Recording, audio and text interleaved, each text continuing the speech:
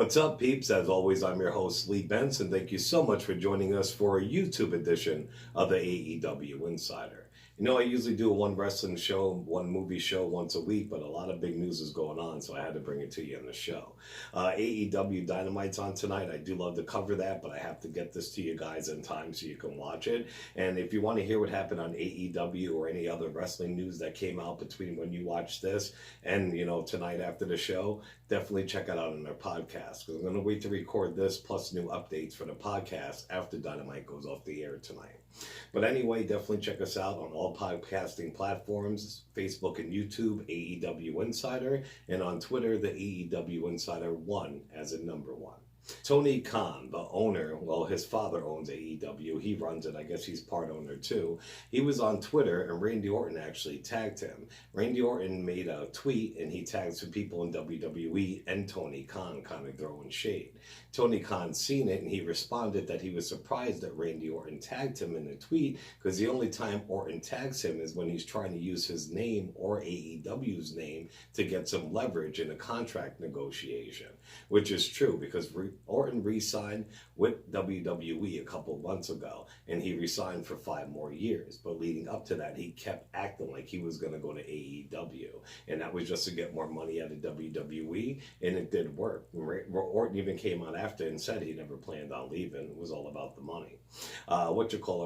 Randy Orton did respond, and he put a link to an article with Tony Khan's father.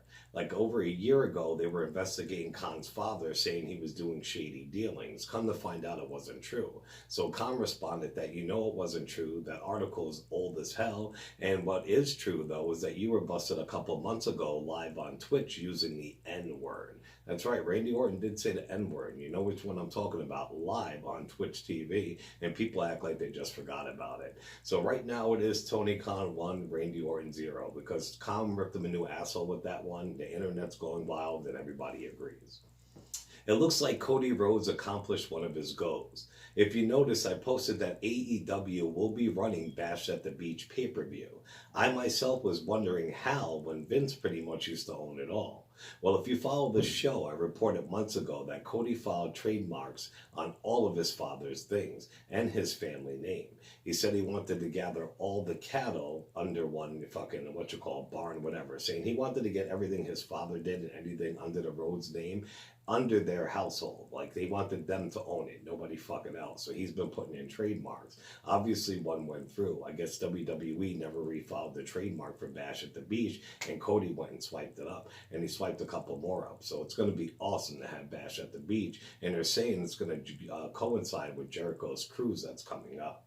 Tony Khan was asked about getting the Bash at the Beach trademark, and this is what Mr. Khan had to say. Cody went on a trademark binge one night, and he texted me. Conrad and I were up all night trademarking stuff. One of the things that came out of it was Bash at the Beach. So when he said we thought of a way to use it, and the unique idea was to go to Miami in January, said Khan. We'll be doing a 2-part Bash at the Beach on Dynamite. That special will also include the matches from Chris Jericho's cruise that week. Khan stated that AEW was able to get the trademark because the original Bash at the Beach trademark had lapsed. It looks like Pro Wrestling Tees might have let the cat out of the bag about where the villain Marty Scurll will be heading when his contract is up. We all know, well, I know as soon as his contract's up, which is any time now, that he is going to be leaving Ring of Honor, and he's going back with his Bullet Club brothers, aka the Elite. Kenny Omega, the Young Bucks, what have you. Those guys are besties. Well, Pro Wrestling put one of his hoodies up, and it even said right there, it's AEW Marty Scurll's hoodie, blah, blah, blah. So they blew it up, and of course they removed it down, but right there is also another confirmation. They already know he's going to AEW, and they're already trying to sell the merch for it, and it's already made. So there you go, peeps. Reported weeks ago that Jimmy Havoc and Excalibur, the AEW announcer, got into a fight at Tony Schiavone's birthday party. Well, Eric Bischoff revealed some things that went down and what led to Tony Khan leaving very quickly. And it was not just because of the fight, claims Bischoff. Right at the very beginning of this thing, everybody's seated. Mark Madden opens up and he goes, "Hey, look over there. Tony Khan, the money Mark. How many executive vice presidents do you have in your company anyway?" Evidently, Tony took obsession to that and got up and left. So I could have, I guess, had an opportunity to meet Tony Khan, but Mark Madden fucked it up for me, and by telling me the story, I probably just fucked it up for myself, but whatever. All right, on to some WWE news. I reported a few months back that WWE was getting into the podcasting game big time, hired one of the biggest podcasting people in the biz to help them. Their first show, After the Bell with Corey Graves, is kicking ass, and WWE did announce their second podcast of many that they have coming. It is called Feel the Power with the New Day, and it does premiere December the 2nd. Speaking of their podcast, Randy Orton was a guest on After the Bell with Corey Graves. Corey Graves asked him about faking jumping to AEW and what have you. This is what the Viper had to say. I did sign a 5-year deal, and I'm very happy about it, Randy said. I was just having fun, and I've been more so now than ever aware of other guys like Will Ospreay and other guys that work with Cody Rhodes. And while I'm watching a little bit more wrestling, I'm not in that WWE bubble as much. I've been for almost as past the 2 decades. I'm learning to appreciate other styles a little more instead of quickly seeing something that isn't how I would do it or isn't how I would sell it. And I'm realizing that it's in its own way. It's good. And he said this might be upsetting for some people, but I never really saw myself leaving WWE. To me, it was about getting to a point where I'm happy with what I'm doing, the amount of time that I get to see my family, and all in the end, it's all going to be worth it. And that's where I'm at right now. So I'm definitely happy being a WWE superstar. Orton finished. And Corey Graves also touched on what he felt about CM Punk on Backstage last night, which we will get to. Graves said that regarding Punk's return, he thought it was a smart move by Fox, as it will get more eyes on WWE Backstage at FS1. He noted that Punk is one of the most controversial superstars in the modern era, with his name chanted across arenas worldwide. He added that it will no doubt spark rumors of an in-ring return and knows Punk in his previous comments about not returning in the ring.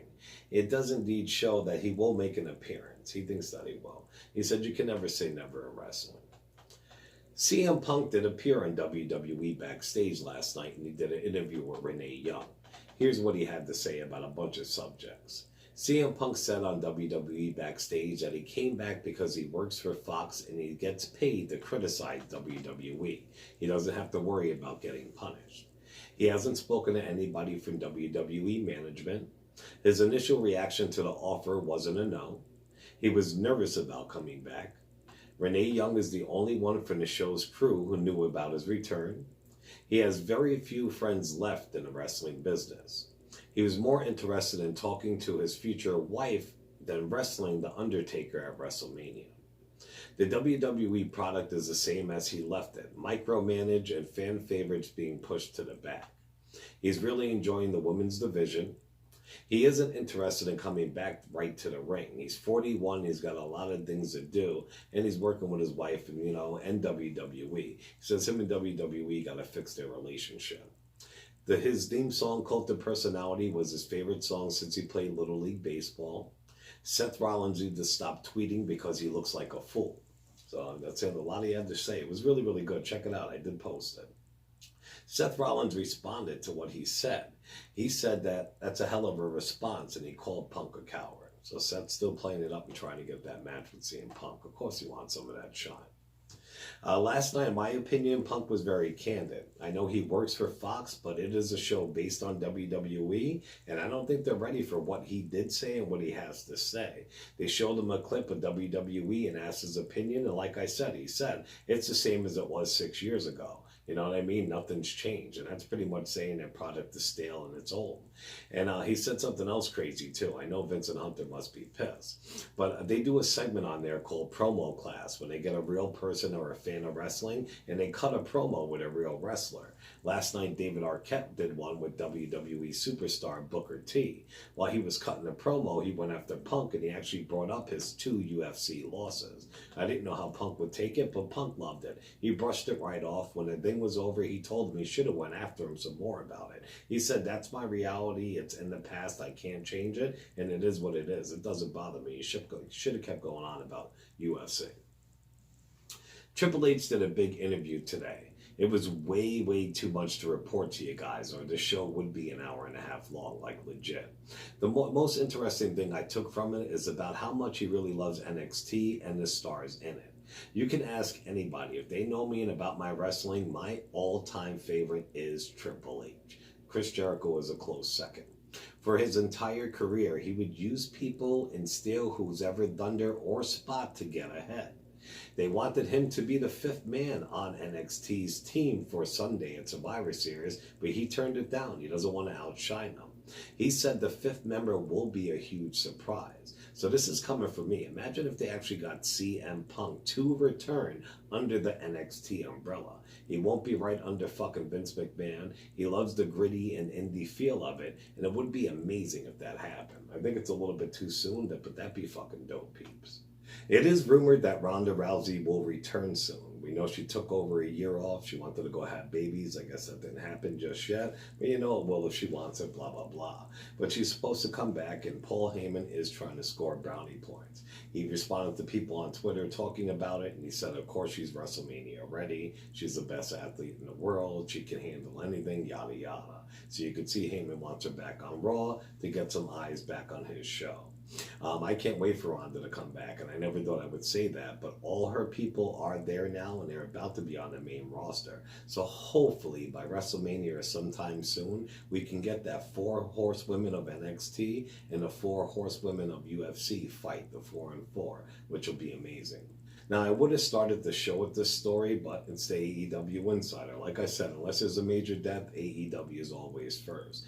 But the biggest news today, this morning, is that Jim Cornette has resigned, aka was fired from NWA. He was with the company. He has been on and off for years. He was doing commentary with them.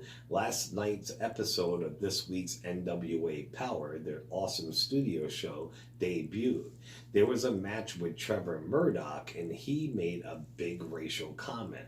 Pretty much he said that Trevor Murdoch is so tough that he would strap a bucket of fried chicken on his back and walk through Ethiopia. So, I mean, that's just fucking insane. Races, black people are supposed to like chicken, watermelon, Ethiopia, what have you. The internet heard that. They went fucking buck wild crazy. They made him resign because that's a nice way of firing somebody. And NWA also pulled that episode off of YouTube. They'll probably replace it with that comment cut out. But that's fucking insane. But bye-bye, Cornette. It couldn't happen to a nicer person because you're a douchebag most of the time. And just some wrestling news. Ex-WWE rapper and current free agent Enzo Amore sat down with my dog Chris Van Vliet and gave a great interview. He touched on a lot, but here's some things he had to say. They asked him about all the dope name brand clothes he used to wear on TV, the Gucci, what have you. He said, as a heel, I went out to nightclubs with the title in LA. I partied with Drake, partied with The Weeknd, and for me, bro, like people like that, it's because I'm wearing the Gucci stuff or whatever on TV. They think I had a stylist. I didn't. I had a friend who has millions of dollars who let me borrow his clothes for TV. So see, it was all an act. Even though he had those tickets and all that shit to the fucking big fight and his clothes, yada yada, he was just playing the club thing up for the heel part, and plus his friends let him borrow his fucking clothes, which is insane. He asked if Big Cass will return to wrestling. I spoke to him yesterday. He's doing everything he possibly can to be the best version of himself. Will we ever see him in tights again? Honestly, I can't tell you. I have no idea. I just know one thing, that the best friend that I had is not the same guy that's been walking around these last couple of years. The thing he's been dealing with mentally, I can't relate to. Just because I can't relate, I've had to learn that it doesn't mean I can't understand because it's real. Mental health is real, and I saw it firsthand. It's real, and this guy is going through something I would consider a disease, and other people are going through it also. If he can come out of this thing and inspire people in ways that Tyson Fury has, then that's a new purpose for him. And that's true, man. He could come out and just, fight the good fight, talk to people, help them with drugs, you know what I mean, and just depression. And finally, he was asked about when he bought a ticket and showed up in the crowd at last year's Survivor Series. I was bitterly angry at the WWE to the point where I showed up at their Survivor Series pay-per-view and I gave them the middle finger. So basically, my philosophy for showing up to Survivor Series was I book myself back into the business if they're not putting me there. There's a lot more in that interview. We know we're huge Enzo fans in this house, even if you're not. Telling you, I met him in person 3 times. The guy's a good dude. All right, anyway, peeps, I've been fucking stepping all over my words, blah, blah, blah. Just want to get it out to you, like I say. There's some good stories in there. Definitely check out the podcast later on tonight, because I'll let you know what's going on with Dynamite, plus any stories that happen from now until Dynamite goes off the air. Remember to show us some love on all podcasting platforms, Facebook and YouTube, under the AEW Insider. I got a shitload and great videos on YouTube. Show us some love. And also check us out on Twitter on the AEW Insider 1. As always, I'm your host, Lee Benz, and we'll talk to you next time on the AEW Insider. Ciao, peeps.